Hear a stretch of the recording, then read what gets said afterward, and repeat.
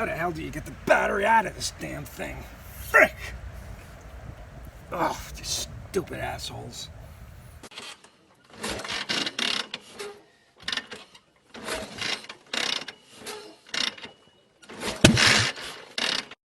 Damn it! Well, I know at least some of you are as old as I am and older, so if you are, you will remember back in the day, and the habit might stick with you, or may have until you figured out that you were all wrong, was that to get to your motorcycle battery, you took the seat off, and there she was, right underneath. So, but unfortunately, it's not like that today. As you can see, I already have the bolt taken out, the little screw for the seat, and I have the strap off. And if you take the seat off, you'll see no battery in there. That little corner there with the little piece of chrome, that is the back edge of the battery. So basically, I'm going to set this seat down over here. Come around this side, you have a fancy battery cover. Now this is for a 2004 FXDLI, which is a Harley Dyna lowrider with injected fuel. That's what the I is for. Go ahead and comment, tell me what all those letters mean. I can't find anyone that knows for sure that's not just repeating what they hear. FX, factory experimental, D, Dyna, L, lowrider, I, injected fuel. FX means other things to other people. So this is what we're working on. It will work with the super glides, street glides, things like that. And the years sort of wrap around this to a distance. So if you have a battery box that looks like this may be helpful to you. So when I figured out that I could not get it from underneath the seat, and I knew she was right in here, and there I am. It's a good mirror. If you look like that in your chrome, you're taking good care of it, by the way. So I'm looking at this box, and the lid moves around a little. You know, it jiggles, and you know, I'm yanking on it, trying to get it to move. Now there's a tray under here with the lip that it sits behind, so certainly it's not going to come straight out. But for the life of me, I'm looking around and around, and I need to figure out how to get to this battery. So I did a little research, and as it turns out, it's quite easy. What you need is a 1/2-inch wrench. This was a gift many years ago, and I like it. It's an off-brand, but you see how it's it goes all the way through. So if you have to take a nut off of a long bolt, the bolt will ride up through those. You got various sizes. So if the bolt's bigger, the hole's bigger. So you go for your 1/2-inch or whatever fits on your bike. Now I'm not going to tell you what works on your bike. And righty-tighty, lefty-loosey. Left, 12, 11, 10, 9, 8 o'clock. The first bolt you're going to go to is right here under the ignition, sticking straight out. So I'm going to grab my extender. I'm going to slap it on there. I like working with the small one. I have a bigger one that will work, but I want to do the least amount of banging as possible. So I'm going to put that on there, and I'm going to just hold it with this rag so I don't bang or scrape the fender. And I'm going to take that off like that. It's straight ahead to the left of the battery box and underneath the ignition. I'll pop this out and just twirl it with my hand. Now watch me drop. Well, it's not like working on a car where if you drop a bolt, it goes to oblivion. So there it is. I'm going to put that down. Now the next bolt is this way, straight under the ignition switch. So we're going to go under there. I'm going to wrap my handle again, you know, and then we are going to take this off. And as I take it off, you're going to notice this box is going to start lowering. See it lowering there? So I'm going to put a little pressure on there. Pipe's a little warm, so cover it up. See, I just broke my rule. I just tapped the fender. No harm, no foul. I don't see a mark.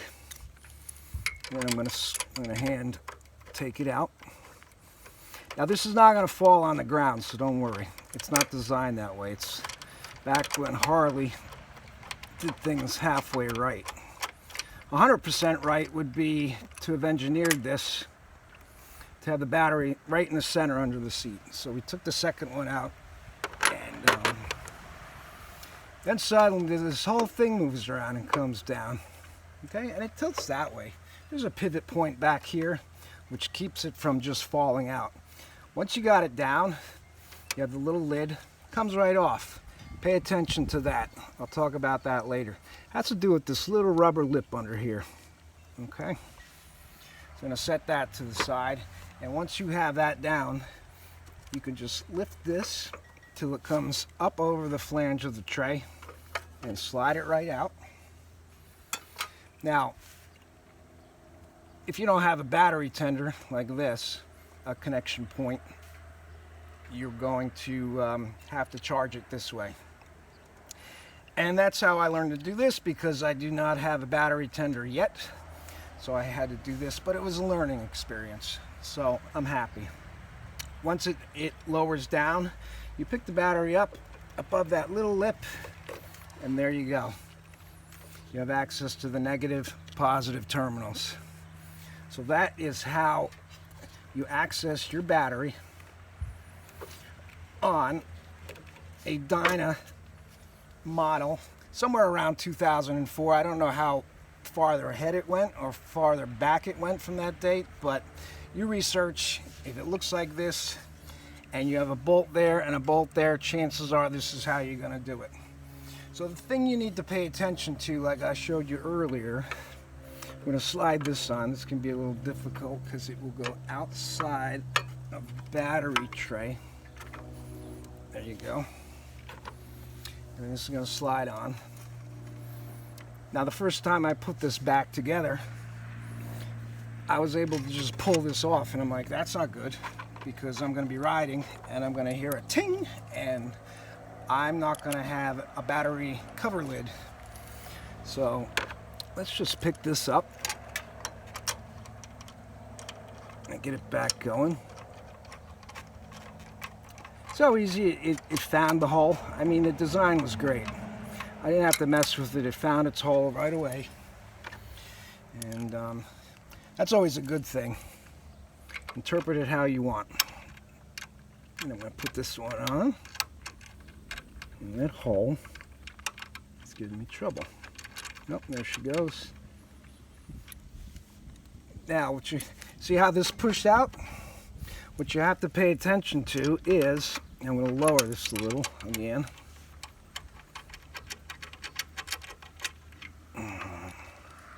Just a bit. I'm not going to take it all the way down. It's enough to get it lower.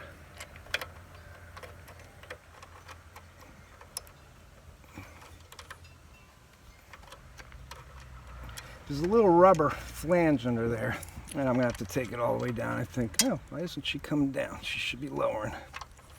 Oh well. Let's do that. Now,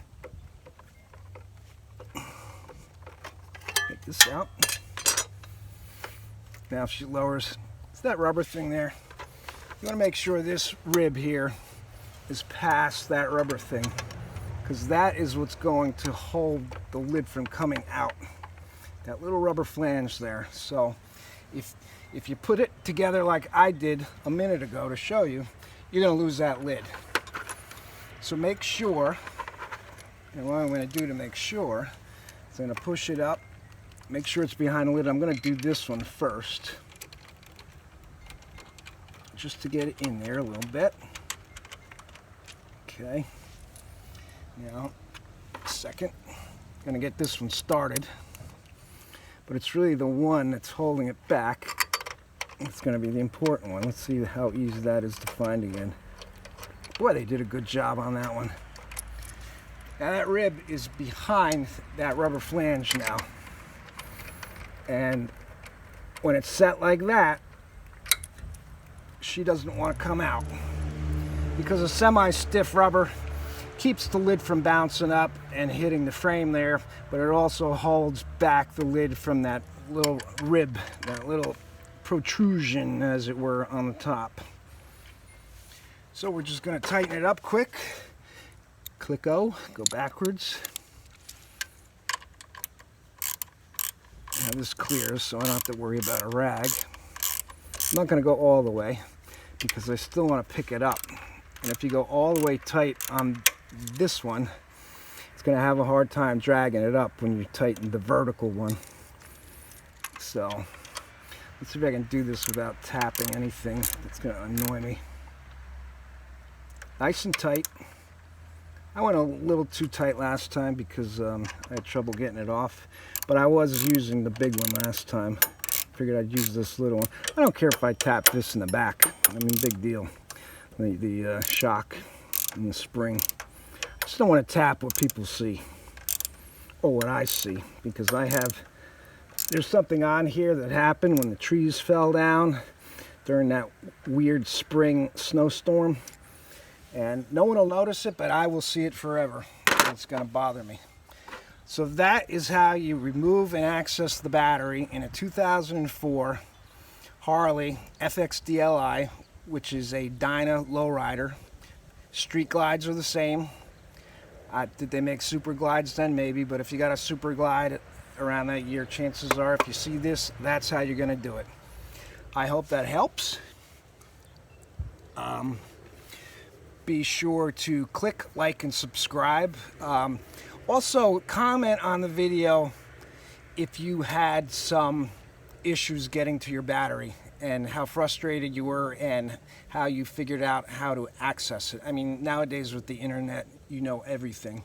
But all I know is that some of the new Harleys, it's under the seat, like the old days, but you have to take so much junk out to get to it. It's almost like Harley saying you must take it to a dealer just to switch a battery. You're switching a battery. I mean, are you going to make everything hard just for profit or whatever? So, I mean, Harley's having issues now in court with service deals and warranties on their service and things like that, and aftermarket parts. And I believe the courts are striking down in favor of the end user, the purchaser of the bike, and not with Harley Davidson, which is great. So if you enjoyed the video and you're not a subscriber, please click like, subscribe, comment, click that bell, and until next time, keep the top side of your dealio up.